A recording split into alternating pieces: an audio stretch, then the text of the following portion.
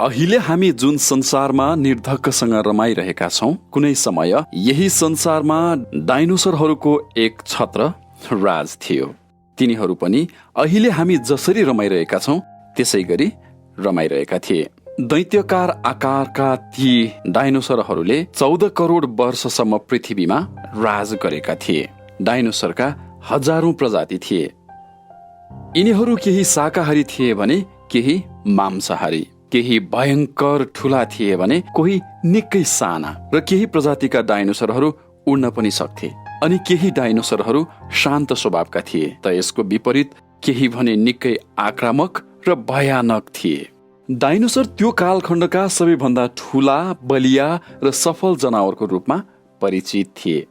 तर अचानक त्यस्तो के भयो? आखिर त्यो कुन घटना थियो जसले डाइनोसरहरूको नामो निशान नै विलय हुन पुग्यो र कसरी मानव जीवनको सुरुवात हुन पुग्यो?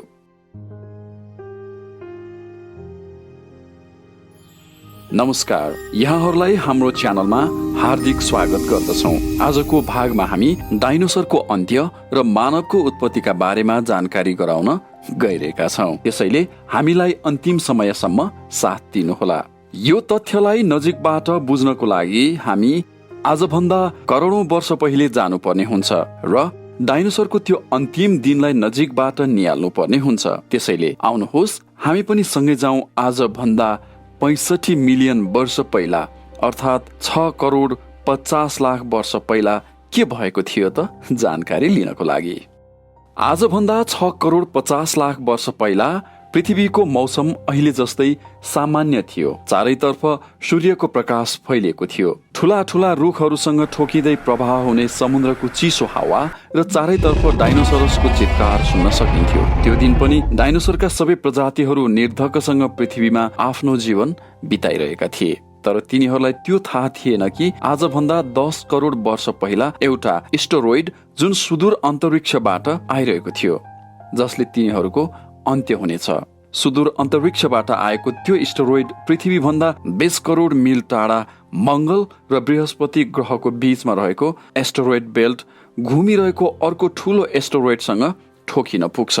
त्यसपछि त्यो ठूलो एस्टेरोइडको दिशा परिवर्तन भई करिब 22,000 मिल प्रति घण्टाको गतिमा पृथ्वीतर्फ बढ्न थाल्छ। जब यो एस्टेरोइड पृथ्वीबाट 3,84,000 किलोमिटरको दूरीमा थियो, सायद पृथ्वीबाट डाइनोसरको मृत्यु हुने थिएन होला यदि त्यो एस्टेरोइड चन्द्रमासँग ठोकिएको भए। तर त्यस्तो भएन।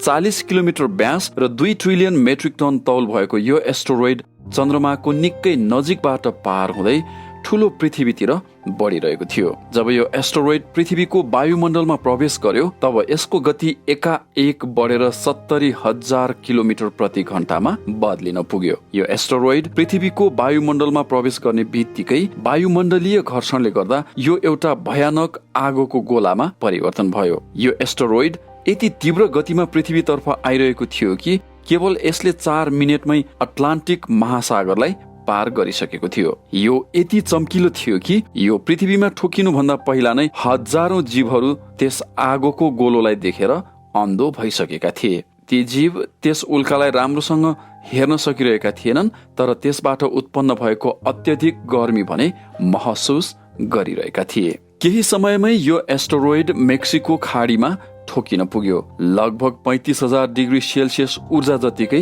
विस्फोट हुन्छ। यो जमिनसँग ठोकिँदा भएको विस्फोट लगभग 10 हाइड्रोजन बम विस्फोट भए बराबरको थियो। यो विस्फोट यति शक्तिशाली थियो कि पृथ्वीमा ठोकिने बित्तिकै पृथ्वीमा रहेका लाखौं टन धातु उडेर अन्तरिक्षमा पुगेका थिए। यो एस्टेरोइड ठोकिएको ठाउँमा 180 किलोमिटर चौडाइ र 20 किलोमिटर गहिरो खाडल बनेको थियो। यहाँ भएको विस्फोटका कारण त्यस खाल्डोका मेटल चट्टान र माटो उडेर आकाशमा बादलको रूपमा मडारिन थालेको थियो। विस्फोट भएको ठिक 16 घण्टा 40 मिनट पछाडि जमिनमा टकरावका कारणले पृथ्वीको चारैतर्फ 11.8 तीव्रताको भूकम्पीय तरंग प्रवाह हुन लाग्यो। यसकारण समुद्रमा विशालकाय लहरको निर्माण भयो र एकपछि अर्को गर्दै सुनामीका लहर चारैतर्फ बढ्न थाले। भूकम्पीय तरंगले सक्रिय ज्वालामुखीहरूलाई पुनः बिउताइदियो, जसको कारण ठाउँ ठाउँमा डाइनोसरको विनाश हुन थाल्यो। त्यो विस्फोटपछि पृथ्वीको महाविनाश प्रक्रिया आरम्भ भइसकेको थियो। यस भयानक विस्फोटमा रेडिएसनको मात्रा यति धेरै थियो कि यसको 800 किलोमिटर वरपरको क्षेत्रमा पर्ने सबै प्रकारका जीवहरू पूर्ण रूपमा जलेर खरानी बनेका थिए। यस महाविनाशमा उड्ने डाइनोसर जमिनको त्यो खतराबाट बाँच्न सफल भए। तर यो महाप्रलय सुरुवाती चरण मात्र थियो। विस्फोटका कारण उडेर अन्तरिक्षमा पुगेका लाखौं टन मेटल, चट्टान र धुलोका कण ग्राभिटेसनल पुलका कारण 40 मिनेट पछाडि आगाका गोलाको रूपमा पृथ्वीमा बर्सिन थाले। साथै धुलोको एउटा ठूलो तुफान 6000 किलोमिटर प्रति घण्टाको गतिमा पृथ्वीको अर्को भागमा विनाश लिएर गइरहेको थियो। यी धुलाका बादलको मोटाई कैयौं किलोमिटर थियो, जसकारण पृथ्वीमा सूर्यको प्रकाश आउन सकेन। त्यस समय हावाको तापक्रम 100 डिग्री भन्दा माथि पुगेको थियो। त्यसैले पृथ्वीमा रहेका बोट बिरुवा सबै जलेर खरानी बन्न पुगे। त्यो विस्फोटको 90 मिनेट पछाडि पृथ्वीको तापक्रम 200 डिग्रीसम्म पुग्यो। त्यसै कारण जुन डाइनोसरहरू विस्फोट भएको स्थान भन्दा टाढा थिए, तिनीहरू पनि यो गर्मीबाट बच्न सकेनन्। यो महाप्रलयबाट पृथ्वीमा रहेका लगभग 90% प्रजातिको पूर्णतः अन्त्य भयो र जुन 10% जीव बाँच्न सफल भएका थिए, तिनीहरूको तौल 30 किलो भन्दा कम थियो। यो महाप्रलयमा लाखौं करोडौं जीवहरू मरिसकेका थिए भने बोट बिरुवा पनि जलेर खरानी भइसकेका थिए।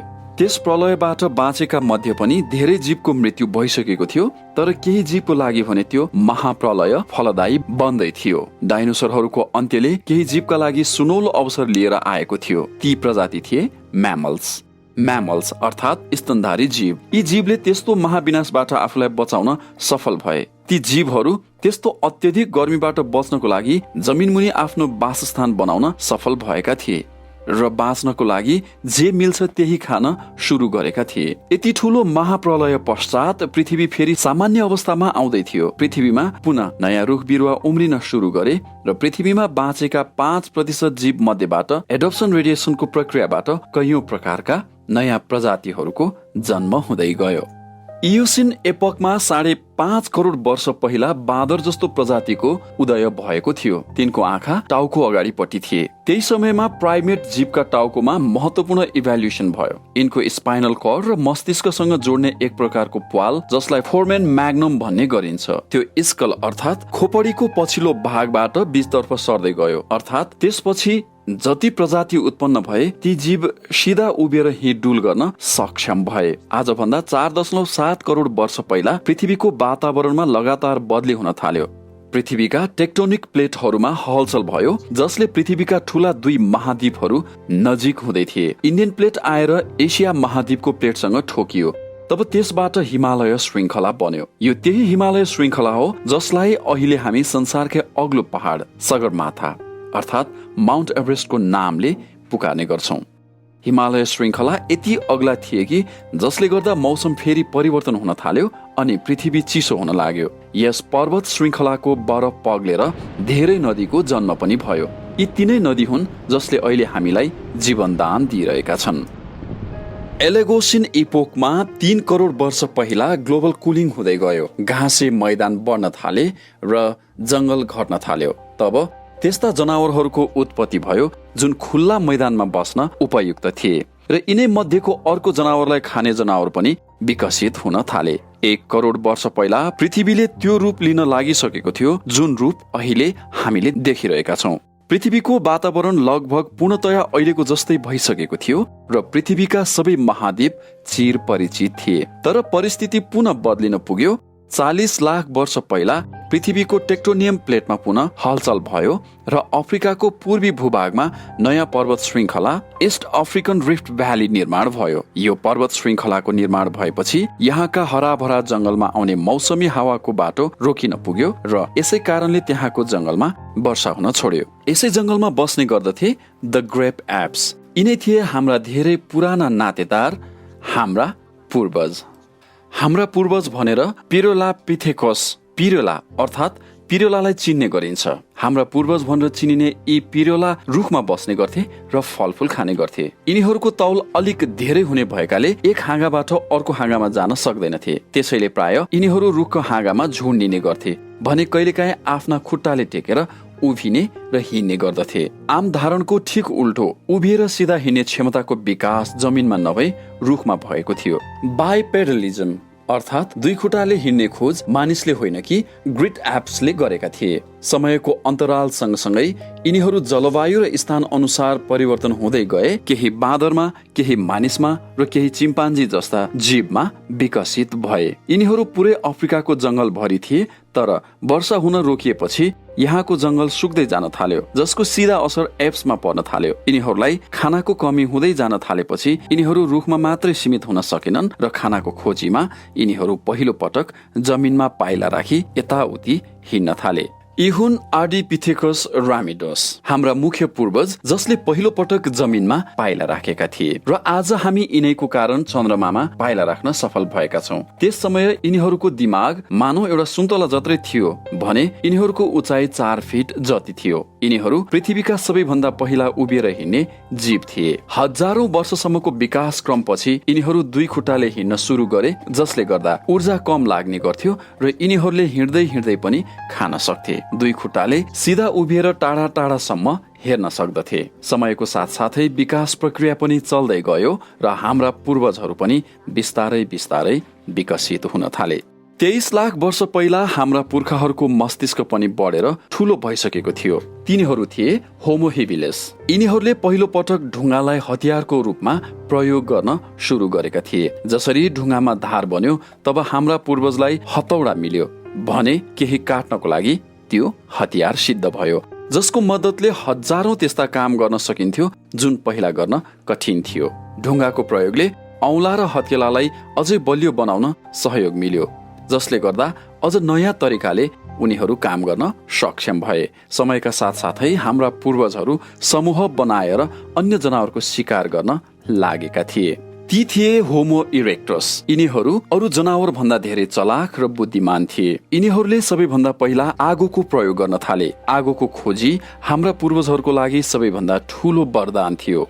आगोले उनीहरूलाई अँध्यारोमा प्रकाश, न्यानोपन र जंगली जनावरदेखि सुरक्षा दियो। त्यसैले यिनीहरूको परिवार पनि विस्तार हुन थाल्यो। यिनीहरूले शिकार गरी ल्याएको मासुलाई आगोमा पोलेर खान सिकिसकेका थिए। मासुलाई काँचो खानु भन्दा पकाएर खाँदा चपाउन सजिलो हुने, पचाउन सजिलो हुने, पचाउनको लागि ऊर्जा कम लाग्ने गर्दथ्यो भने स्वाद पनि बढ्दथ्यो। त्यसैले यिनीहरूको शरीरमा पहिले भन्दा धेरै ऊर्जा बचत हुन थाल्यो र बचेको त्यो ऊर्जाले मस्तिष्कमा शक्ति दिन थाल्यो, जसले गर्दा हाम्रा पूर्वजहरूको मस्तिष्क ठूलो भयो।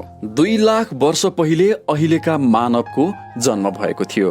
आवाज निकाल्न सक्ने नली पहिलेका पूर्वजहरूमा गलाको माथि थियो भने यिनीहरूमा तल थियो। त्यसैले हाम्रा पूर्वजले भन्दा धेरै प्रकारका आवाज निकाल्न सक्ने भएका थिए। त्यहीबाट मानवको बोल्ने बानीको विकास भयो। पहिलो पटक केही जानकारी एकदेखि अर्को र एक पुस्तादेखि अर्को पुस्तासम्म विस्तार हुन थाल्यो। त्यही आखिरी विकास क्रम थियो। त्यस पछाडि हामी बन्यौं। हामी यानि कि होमो सैपियन्स। 1 लाख वर्ष पहिला मानिसहरू जहाँ पनि जान सक्थे। शिकार गर्नको लागि प्राचीन हतियार थिए भने आफ्ना अनुभव र भोगाई व्यक्त गर्नको लागि बोल्न सक्दथे। आगोलाई नियन्त्रणमा राख्न सक्ने भएका थिए। मानव अफ्रिकन घरलाई अझै विस्तार गर्न सक्ने भएका थिए। महाद्वीपहरूको टुक्राले अफ्रिका र युरेसिया जोड्न थाल्यो। त्यसबाट एउटा ठूलो भूभाग अफ्रो युरेसिया बन्यो। मानिसहरू टाढा टाढा जानले धेरै ठूलो परिवर्तन आउन थाल्यो। मानिसहरू एक महाद्वीपबाट अर्को महाद्वीपमा गएर बस्न थाले। करिब 50,000 वर्ष पहिला आइस एज सुरु भयो र उत्तरी ध्रुवबाट अगाडि बढ्दै गयो। त्यसै बेला मानव चाइना र अस्ट्रेलियासम्म पुगे। 30,000 वर्ष पहिला मानिस पहिलो पटक युरोप पुगे।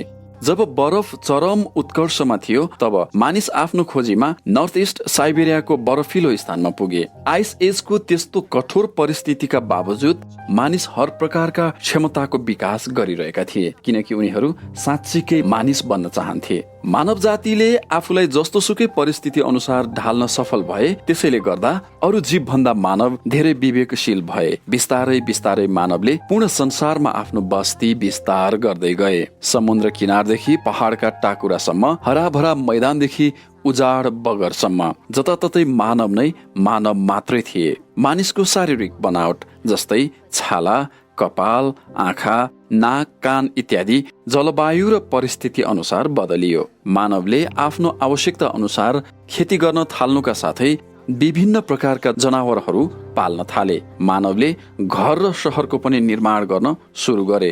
त्यसपछि संस्कृति र सभ्यताको पनि विकास भयो। मानवले विज्ञान र गणितको प्रयोग गर्न सुरुवात गरे, जसले भविष्यका लागि पर्याप्त ऊर्जा र उन्नत टेक्निकल ज्ञान मिल्दै गयो। वर्तमानमा हामी पूर्ण रूपमा विकास भइसकेका छौँ। हाम्रो जस्तो जीव यस पृथ्वीमा अरू कोही छैनन्। हामीलाई थाहा छ कि हामी को हौं, कहाँबाट आएका हौं, तर यो त केवल सुरुवात मात्रै हो। अझैसम्म हाम्रो यात्रा पूरा भएकै छैन। हामीलाई अझै अगाडि बढ्नु छ। भविष्यमा आइलाग्ने विभिन्न चुनौतीहरूको सामना पनि गर्नु छ र आफैलाई अझ विकसित र आधुनिक बनाउनु पर्नेछ।